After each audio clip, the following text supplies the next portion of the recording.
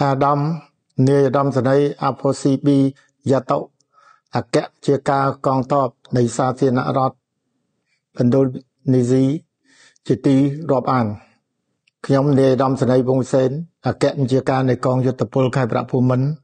មានកិត្តិយសសូមសម្ដែងនៅការអបអរសាទរយ៉ាងស្មោះស្ម័គ្រចំពោះអាដាមនិងកងទ័ពឥណ្ឌូនេស៊ីទាំងអស់នាឱកាសដ៏មហោឡារិកនៃទិវាខួបលើកទី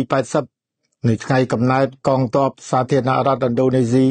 ដែលប្រព្រឹត្តទៅនៅថ្ងៃទី5ខែតុលាឆ្នាំ2025ខាងមុខនេះខ្ញុំសូមសម្ដែងនៅការកោតសរសើរយ៉ាងស្មោះ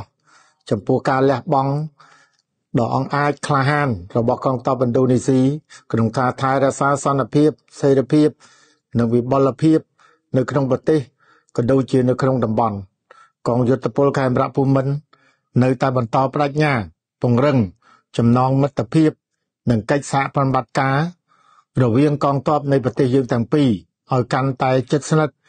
និងរីកចម្រើនបន្ថែមទៀតជាថ្មីម្ដងទៀតខ្ញុំសូមអបអរសាទរលើកទី80នៃថ្ងៃកំណើតនៃកងទ័ពសាធារណរដ្ឋឥណ្ឌូនេស៊ីនិងសូមប្រសិទ្ធពរ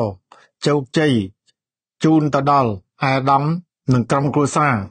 ព្រមទាំងកងទ័ពឥណ្ឌូនេស៊ីទាំងអស់មានសុខភាពល្អបរិបូរណ៍និងសម្រេចបានជោគជ័យនៅគ្រប់ភារកិច្ចសូមអរគុណ